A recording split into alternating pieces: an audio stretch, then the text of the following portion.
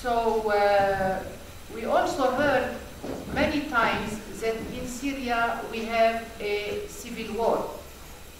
The reality is that never we have seen in Syria a civil war. Until today, it's not a civil war. Why? Because the majority of the Syrian people is very much conscious about those threats, and the majority of the Syrian people refuse to enter in the temptation of eliminating the other because it is different. So the civilian population did not get armed. It is only rebels that are attacking the regular army. You see the difference? In Lebanon, during the war, civilian people, they took arms. We say this, they took arms. Yes. They get armed to make war against another civilian from another background that were also armed. So it was a civil war, even though today we say it was an artificial war. But in Syria, until today, the miracle is that the civilian did not get armed. Moreover, we have an initiative called the Musalaha Initiative, led by very representative people of tribes, families, and religious groups. They made an oath one to another to never kill one another and never take arms to resolve a conflict. And they said that the violence is not the solution, it is a part of the problem. And so they settled that any problem would be resolved between Syrians by dialogue, by tolerance, and by reconciliation. So the Musalaha is today the answer of these very civilized people, that is the Syrian people, and it is implemented in all the region in Syria, and you have beautiful achievement on the ground to prevent more blood, to prevent more destruction, and to prevent this blood to go ahead. Now, we haven't been helped by the international community, neither to have more freedom and more democracy, neither to be protected as civilians against the dangers of an armed conflict. On the contrary, the international community is leading a mainstream medias that were, during all this period, completely biased for one part against the other. And they considered since the beginning that all the Syrian people were the rebels. And that the government, because all the Syrian people want the revolution, so the government in the very beginning was unauthorized, you see. And this is the first time that the international community judged a case without really referring to the reality of the people's will. So we can say that in Syria, the people's will have been hijacked. You have in Syria few thousand in each region that, yes, they entered in this uprising, in this hijacking of uprising that is becoming more and more religious, that is becoming more and more sectarian, and more violent. Yes, you have. We call it a supportive environment. You have this environment. But it's not because you have a supportive environment that the majority of the Syrian people has a will to make an end for this government and to stay without a head. In Syria today, you have a government, and this government is still representing the Syrian people, and as a proof, in the late Assembly of the United Nations, Mr. Muallim was leading the Syrian team that was representing the Syrian people. So you have two discourses. One which is under the cover of the law, and the other which is lawless. Now, the media have been covering crimes. They were supposed and they were claiming to show to the international community crimes to be avoided, so to protect the civilian people, the Syrian people, but in reality, they were presenting most of the time false crime, and I am underlining this. They were presenting most of the time false crimes, and covering or hiding real crimes. You see? And I will give you one or two examples. We will wait a little bit to see our new guest coming.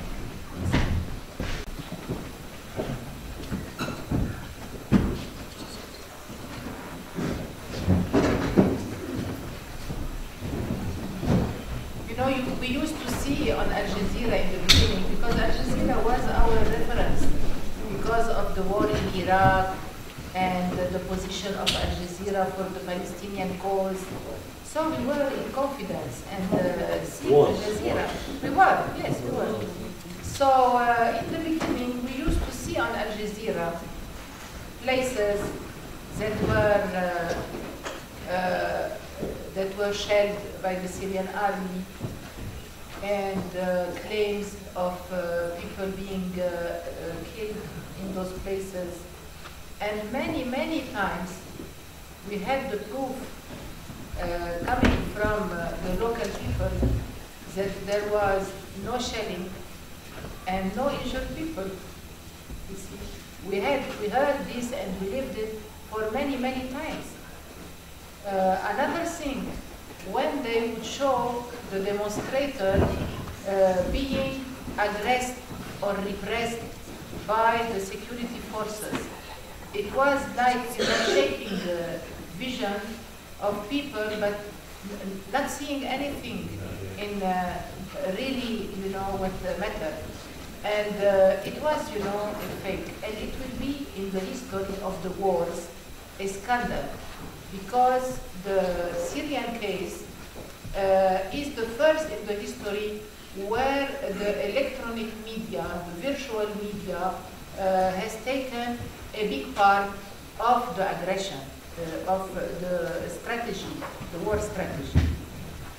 We have seen, for example, people being killed and the government being accused, and we knew those people, and we knew that those people were not killed by the legal forces, but were killed by the rebels.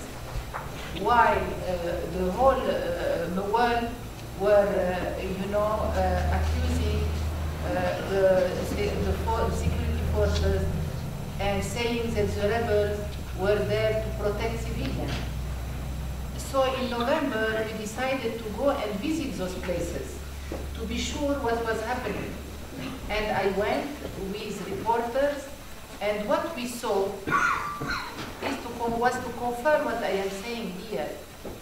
We didn't see peaceful demonstrators, but we saw in Homs and in its province an already scene of terror where both the security forces and the civilian population were trapped by fear and were attacked by unidentified gangs, armed gangs.